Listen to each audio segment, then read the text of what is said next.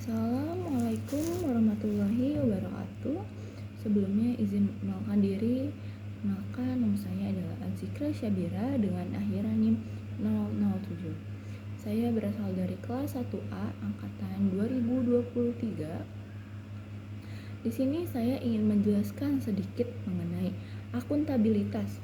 Akuntabilitas yang saya baca dari 9 jurnal dan saya merangkumnya gitu dalam satu word. Istilah akuntabilitas itu banyak didefinisikan dalam banyak perspektif dan mengalami banyak perubahan dari waktu ke waktu.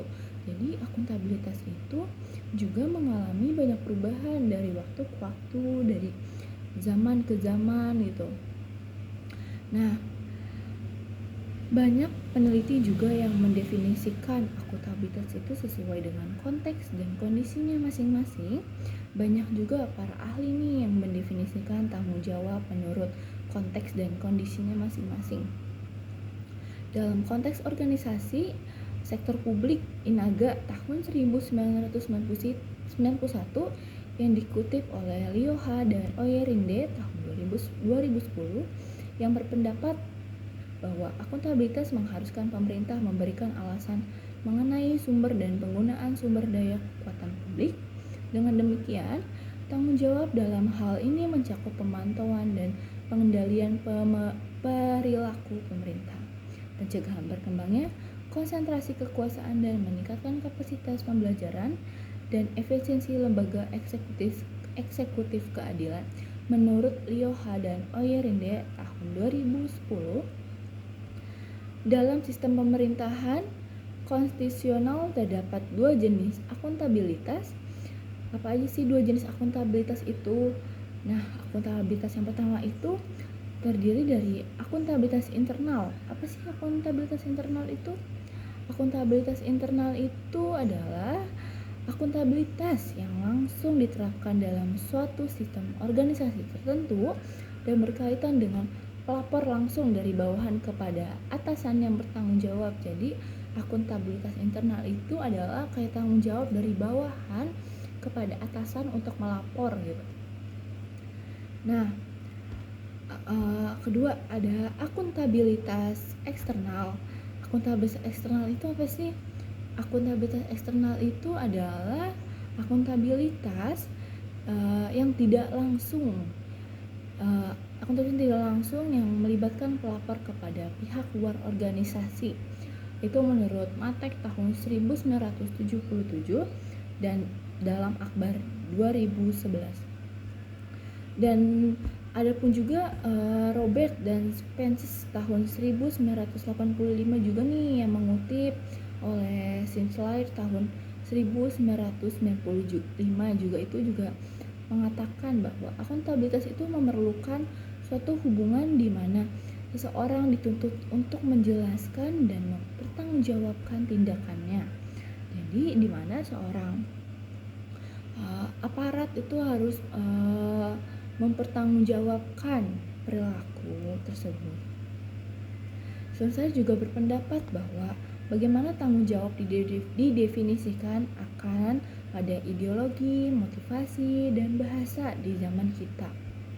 Nah, ada lebih lanjut nih, Sinclair tahun 1995 mengklaim bahwa tanggung jawab memiliki makna disiplin, ilmu tertentu dan dapat didefinisikan dari beberapa perspektif yang berbeda. Misalnya seseorang auditor yang membahas akuntabilitas terkait dengan masalah-masalah keuangan atau aritmatika, seorang ilmuwan politik yang memandang akuntabilitas itu sebagai keharusan sebuah politik atau kewajiban, dan seorang mahasiswa hukum memandangnya sebagai kesepakatan konstitusional, sedangkan seorang filsuf gitu memandang tanggung jawab sebagai sebuah yang etis menurut Lioha dan Oyerinde tahun 2010. Jadi banyak yang mendefinisikan atau pandangannya itu berbeda-beda terhadap akuntabilitas itu tersebut. Pada yang sama, akuntabilitas publik hampir mirip dengan akuntabilitas politik, namun lebih bersifat formal, dan akuntabilitas ini melibatkan langsung publik, individu, kelompok dalam masyarakatnya. Nah, akuntabilitas publik itu juga melibatkan banyak mekanisme yang tersedia untuk menjelaskan kebijakan dan kegiatan organisasi seperti dengar pendapat-pendapat dari publik gitu ya, penyediaan laporan pemerintah di media, terus juga atau bahkan melalui alat-alat komunikasi real time yang memungkinkan masyarakat berkomunikasi dengan mudah dengan para pejabat pemerintah. Jadi real time itu ada hubungannya dengan masyarakat dan pemerintah. Jadi masyarakat itu dimudahkan untuk berkomunikasi secara langsung oleh pemerintah. Itu menurut Sinclair tahun 1965 dan Akbar tahun 2011. Berikutnya ada akuntabilitas profesional yang melekat pada profesi atau rasa kewajiban yang dimiliki seseorang sebagai anggota kelompok profesional atau ahli yang kemudian menduduki posisi istimewa dan berpengetahuan dalam masyarakat. Itu menurut Sinclair tahun 1965. Dalam hal itu, pegawai dan pejabat pemerintah dituntut untuk bertindak dan berperilaku profesional untuk memberikan pelayanan yang terbaik dalam mendatangkan manfaat. Jadi seorang pejabat pemerintah atau pegawai-pegawai atau aparat itu diwajibkan untuk memberikan pelayanan yang terbaik kepada masyarakatnya. Nah, itu harus dilakukan ya oleh pejabat pemerintah gitu. Gak boleh membeda-bedakan mana yang punya kekuasaan wewenang tinggi atau otoritas tinggi kepada masyarakat bawah gitu. Bisa kan kalau kayak gitu masyarakat bawahnya gitu yang suka dibeda-bedain, kayak kita bisa lihat dari BPJS gitu ya. Orang yang memakai BPJS itu juga dibeda-bedain loh sama pegawai rumah sakit gitu. Nah, adapun juga konsep transparansi yang mengacu pada situasi aspek di mana seluruh aspek proses pemberian layanan bersifat terbuka dan dapat dengan mudah diketahui oleh pengguna dan pemangku kepentingannya, yang memerlukan jika seluruh aspek proses penyampaian layanan seperti persyaratan, biaya, dan waktu yang diperlukan, metode layanan, serta hak dan kewajiban penyedia layanan dan pengguna aplikasi tersedia untuk umum sehingga dapat dengan mudah diakses dan dapat dipahami oleh masyarakat. Jadi pemerintah itu dapat menyediakan aplikasi-aplikasi untuk memudahkan masyarakat untuk akses ke dalam bidang pemerintahan gitu, untuk lebih mudah, contohnya kayak daftar EKTP, terus untuk rumah sakit ya, untuk berobat itu ada aplikasi khusus biasanya dari pihak rumah sakit gitu untuk daftar ke rumah sakitnya. Nah, layanan itu dapat dianggap sebagai layanan yang sangat transparan. Selain transparansi, akuntabilitas juga merupakan standar profesional yang harus dicapai atau dipraktikkan atau dilaksanakan oleh aparatur pemerintah dalam memberikan pelayanan kepada masyarakatnya. Akuntabilitas dapat digunakan sebagai alat atau sarana untuk mengevaluasi kualitas kinerja petugas sehingga dapat mengenali kelebihan dan kekurangannya secara akurat. Jadi kinerja petugas itu harus memiliki kelebihan gitu untuk melakukan pelayanan yang terbaik. Akuntabilitas publik juga menjadi dasar dari proses regulasi pemerintah. Hal itu diperlukan karena pejabat pemerintah harus bertanggung jawab atas tindakan dan pekerjaannya. Yang pertama, kepada masyarakat dan kemudian organisasi tempat mereka bekerja. Jadi pemerintah atau pejabat atau aparat itu harus mempunyai tanggung jawab kepada masyarakat atas perilaku mereka. Dengan akuntabilitas publik, setiap pejabat harus menyajikan informasi yang akurat dan lengkap untuk mengevaluasi kinerja kegiatannya, baik yang dilakukan oleh masyarakat, organisasi, lembaga atau kelompok, atau pengguna jasa profesinya.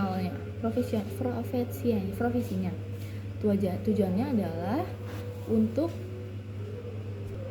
tujuannya itu untuk menjelaskan bagaimana tanggung jawab tersebut akan dilaksanakan gitu ya oleh pemerintah tersebut.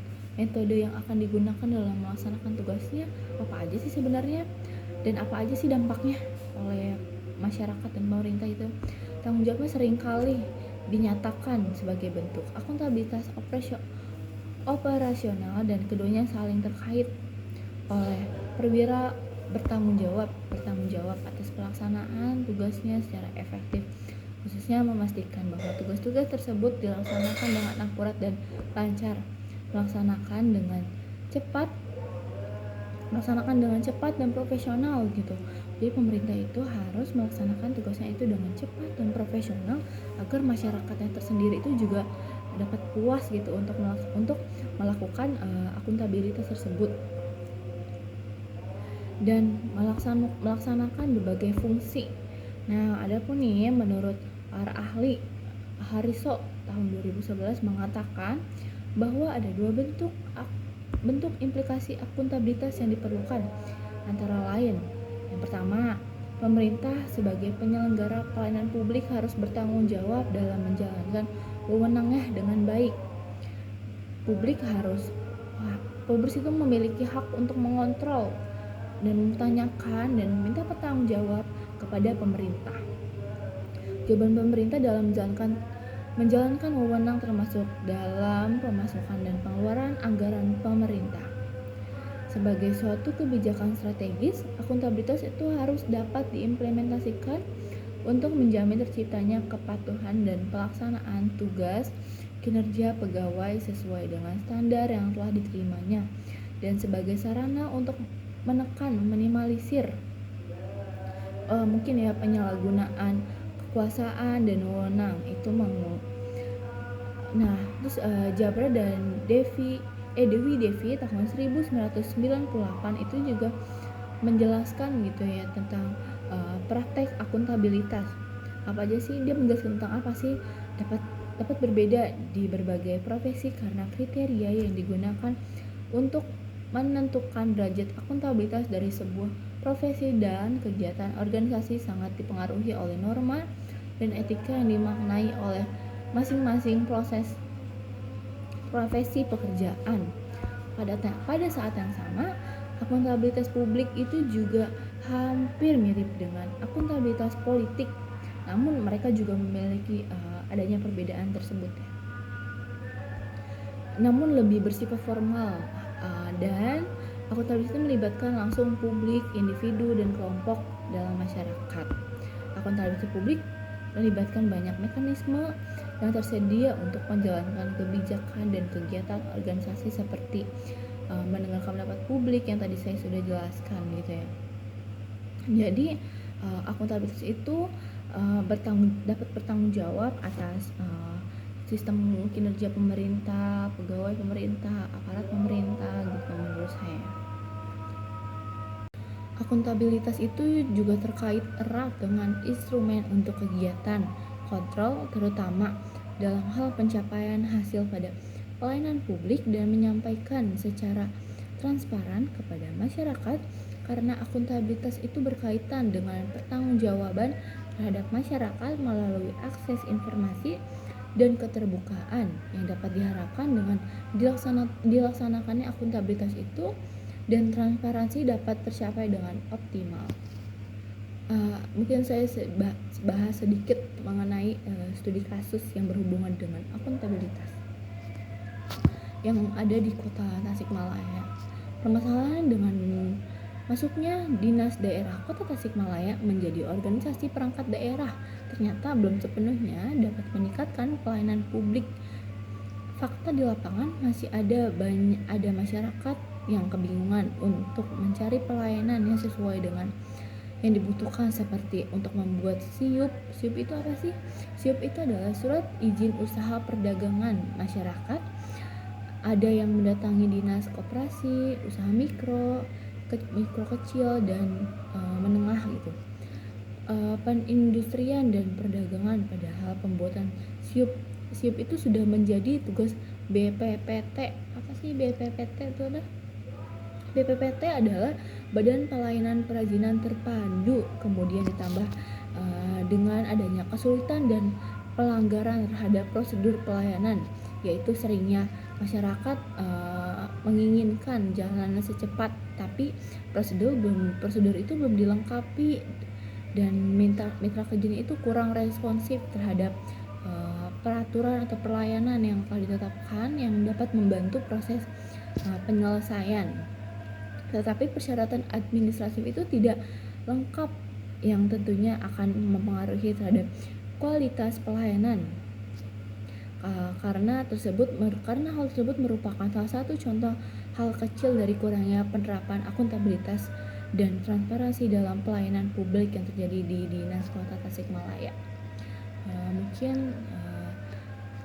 Mungkin itu penjelasan dari saya, kurang lebihnya mohon maaf.